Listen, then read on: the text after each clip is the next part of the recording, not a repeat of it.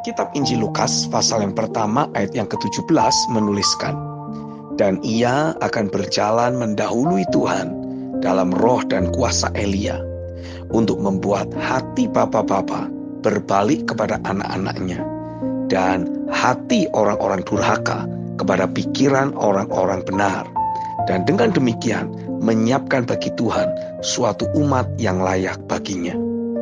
Menarik untuk memperhatikan apa yang ditulis dalam Alkitab berbahasa Yunani tentang hati orang-orang durhaka.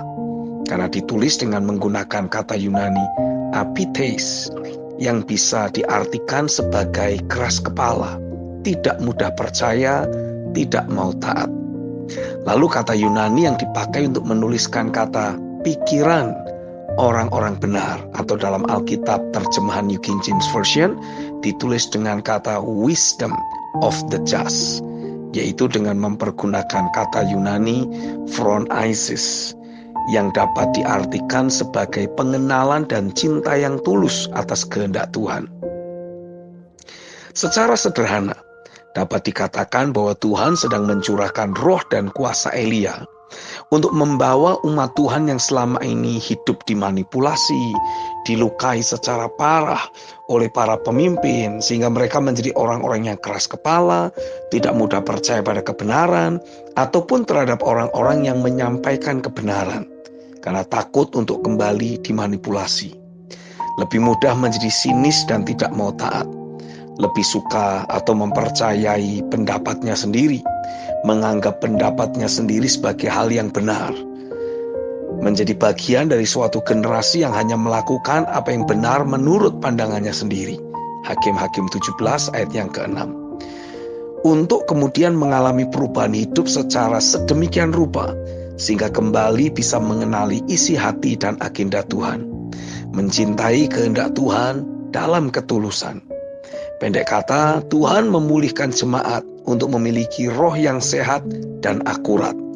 Mazmur 51 ayat yang ke-10 dalam terjemahan King James Version dituliskan, "Create in me a clean heart and renew a right spirit within me." Sebuah kondisi manusia roh yang bebas dari berbagai pengaruh emosi negatif, kebencian, ataupun sifat mementingkan diri sendiri. 1 Petrus 1 ayat yang ke-22 dalam terjemahan firman Allah yang hidup. Dari orang-orang yang keras kepala, merasa diri paling benar, mau menang sendiri, diubahkan menjadi sosok pribadi yang memiliki kualitas roh yang tahir, sehat, dan akurat.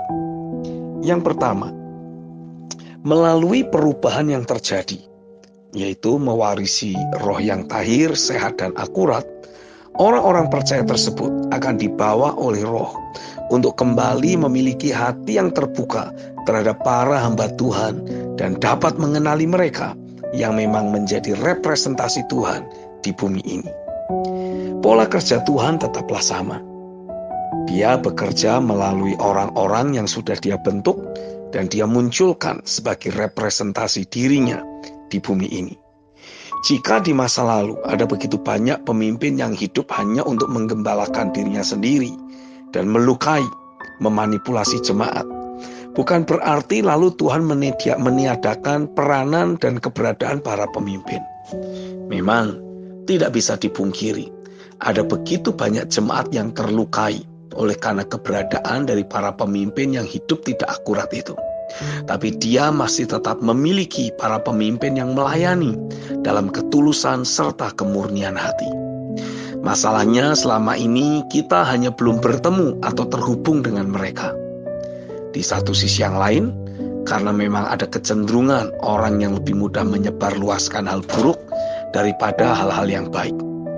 Jadi setiap kali kita membuka medsos, kita mendapati adalah lebih mudah untuk menemukan berbagai peneguhan tentang kebusukan yang dijalani oleh para pemimpin dibandingkan mereka yang terus menunjukkan pengorbanan dan teladan kebenaran. Tapi bagaimanapun juga, teruslah meminta untuk Roh Kudus betul-betul mengubahkan kecenderungan hati yang kita miliki, agar hanya tertuju kepada kebenarannya saja. Kecenderungan hati yang kita miliki akan berfungsi sama seperti GPS. global position system, bisa menuntun, menghantarkan kita pada tujuan yang ingin kita capai. Kalau saat ini kita sedang tersesat, dengan kecenderungan hati yang tertuju pada kebenaran yang kita miliki, kecenderungan hati yang tertuju pada kebenaran tersebut akan kembali menuntun kita ke jalan yang benar dan menghantarkan kita untuk mencapai atau berjumpa dengan kebenaran. Orang-orang percaya jadi lebih mudah untuk menyatukan pikiran dengan para penabur benih kerajaan, sehingga dengan adanya tanah hati terbaik dalam keberadaan mereka, maka kehidupan orang-orang percaya itu pun akan mulai memunculkan buah-buah kerajaan. Matius pasal 13. Amin.